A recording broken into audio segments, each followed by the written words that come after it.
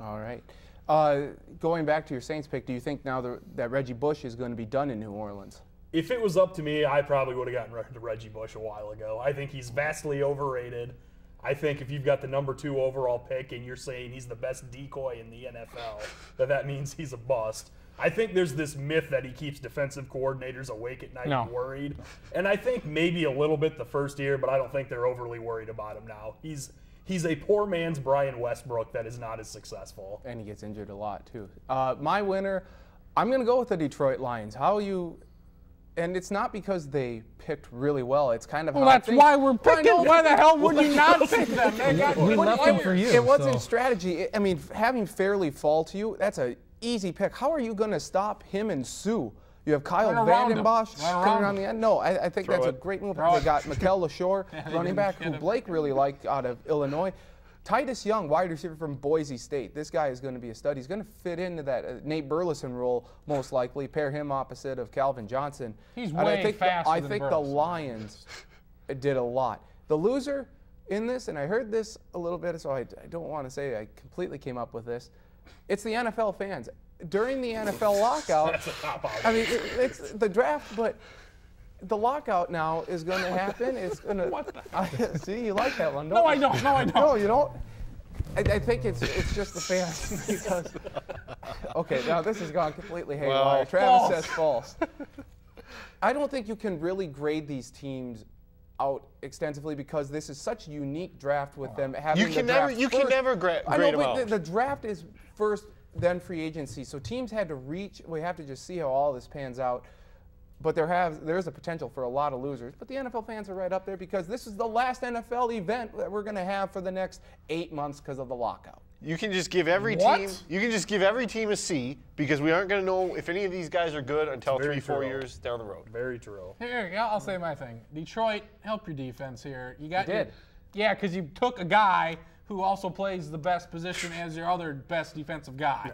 So let's shore up this guy here with another guy. Your front four will help the rest of your. I was a little surprised they didn't take a corner, but you know I can't completely blame them because when you've got a good defensive line and you're rolling the dice on a chance to have a great defensive line, it might not work out. But I can't fault them to have the stones to try it. Can Nick Fairley play offensive line and keep Matthew Stafford from getting hurt? Can you not have Stanton start half your games? That would be great. All right. Well, that does it for our draft coverage. When we return, we're going to talk about how Osama bin Laden and his death has helped with the correlation of sports. We all remember how sports played a major role after 9/11. We'll discuss that next when we return. You're watching the Sports Lounge.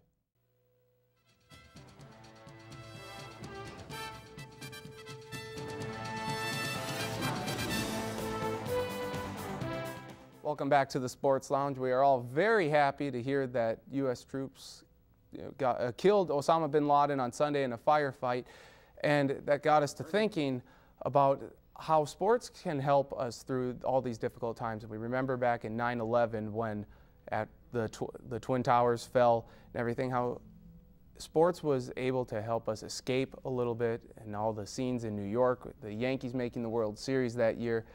And you don't like that, Travis, but it was good. It's okay. They got beaten patriotic. by the Diamondbacks. So just kind of how does sports help in times of need, like in 9/11 or when Hurricane Katrina hit the Gulf and the Saints played? How do you think that sports helps? I guess not just sports, but just entertainment in general does, because it takes your mind off something, whether it's watching a football game for 3 hours or a movie for an hour and a half or 2 hours.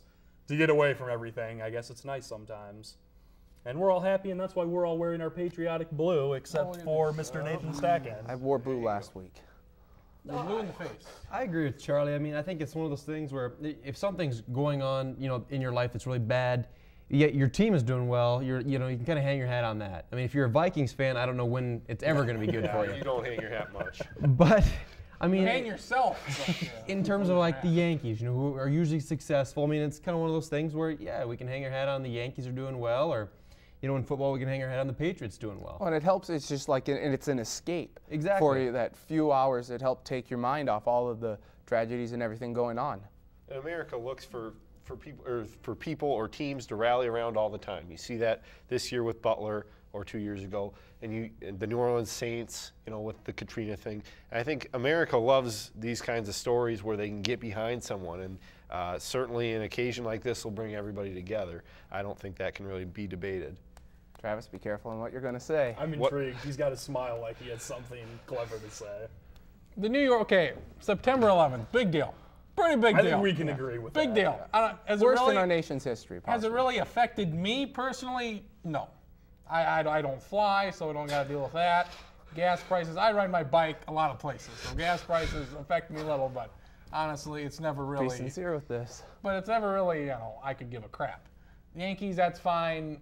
You go to the World Series, but you talk about the Saints. My biggest pet peeve are the Saints and the story of the hurricane and all that crap with Drew Brees. It sucks. It makes me puke.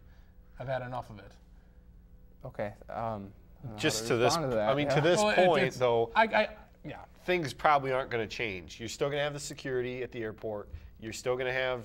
I don't think gas prices are going to be affected, but you're going to have those things where people are still going to have to be aware of what's going on around them. I think that's not going to change despite this news. Well, and think about it too. Our troops overseas, what do they watch a lot? Sports. They watch all of the big events, and it provides that escape from combat to them. Is Osama bin Laden's death going to bring that parent or family member back to the dinner table? No, Yes, it's not. But it's nice to see that we can finally have an end. And the crowds in the streets, if anyone saw the shots, it was very, very cool to see everyone in Washington, D.C. late last night cheering and everything. I'm surprised they stormed the White House. Outside. Right. But now we have another tragedy down in the South with all those tornadoes that hit Alabama, in particular Tuscaloosa, home to the University of Alabama. It will be interesting to see just how big of a role that sports down there with the University of Alabama and football coming up this fall will have on the community and the state at large. Help them escape from the minds of basically going down to nothing. They're nuts anyways for Alabama football, so this will just be more nuts. But you talk about the Saints again with the hurricane. Most of the players, they don't even live in New Orleans. They can give a crap about New Orleans, honestly. I think you're going to become the most hated member of the show. Good. It should be noted that Sean Payton doesn't live in New Orleans anymore. To be fair, I was on the New Orleans bandwagon the year after it happened. That was fine. I kind of agree with Travis to an extent, but it's been 4 or 5 years saying, I think we need to come up with the new storyline along with the Saints. The Gulf oil crisis. Let's focus on how they're good at football. All right. Their stadium was trash. Look at the Vikings. You want to talk about a hell of a season. The roof. Literally and figuratively caved in on their season. Yeah, nobody gives a crap about the Vikings. All right. When we return, we'll get back to some more fun stuff to talk about. We'll briefly talk about the NBA playoffs. The Memphis Grizzlies. That's all. Yeah. Who is right? That's all you can say and shake your head about it. And we'll talk about them and the rest of the NBA playoffs when we return. You're watching the Sports Lounge.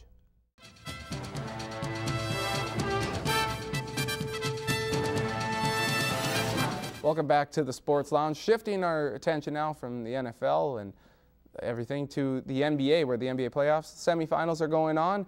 And the Memphis Grizzlies, the 8th seed in the West, somehow, someway, are continuing to win. They beat the Spurs in 6 games.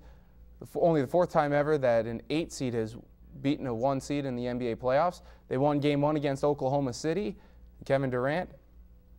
Since the camera's on you guys, Travis and Marcus, what do you guys think about this magnificent Memphis run?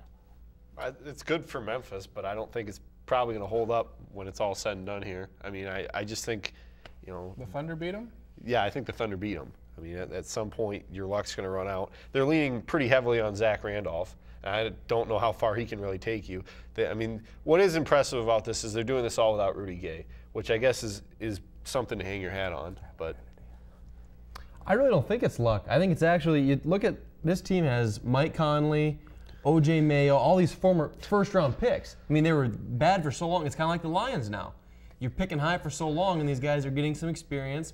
And then you get a guy like Zach Randolph in there, big free agent signing. They just gave him a huge contract. Marc Gasol's finally coming into his own. They legitimately beat the Spurs. While the Spurs are aging, they still have the best record in the league this year.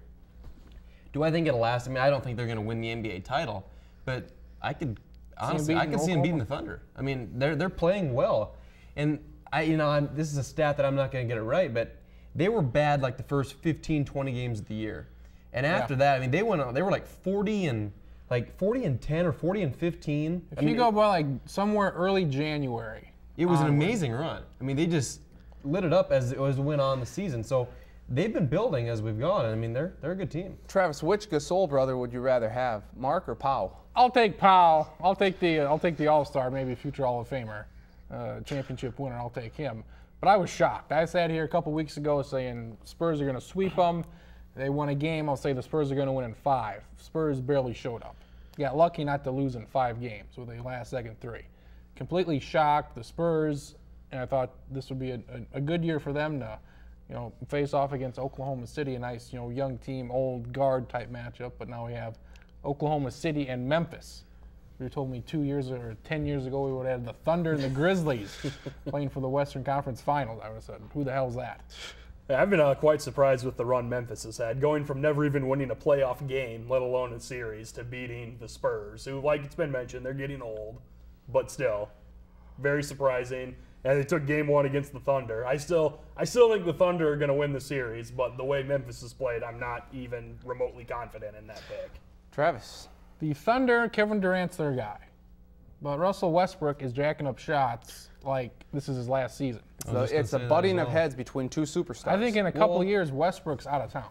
I don't think it's a butting of heads between those two. I think it's a one-way. I think Durant's like, you know what? This is my team. And he knows it, while Westbrook wants it to be his and is trying to take it, It never will be. And that's the problem. It never should be. Anything else from the NBA playoffs that is catching your eye right now? Got Monday night. We have Chicago and Atlanta starting. I know you love that. Thank you. Orlando, Chicago's going to win either way, so it doesn't really matter to me. But Miami and Boston, you got a Boston guy up here. Miami took game 1. It was at home. But your thoughts on that series? I think that's going to be an absolute dogfight. 7 games? I think it very well could go 7 games. Boston didn't really show up very well yesterday. They will. But I just think LeBron's always a tough matchup for Boston, as he is for probably about any team. And Miami's finally starting to click a little bit. So, I think it's going to be I actually don't have a very good feeling about Boston winning, but I think it'll be a good series. And to your Chicago series real quick, Kirk Heinrich out for the series. That's huge. I didn't realize that. That's a huge loss for the Hawks. It totally changes the complexion. No.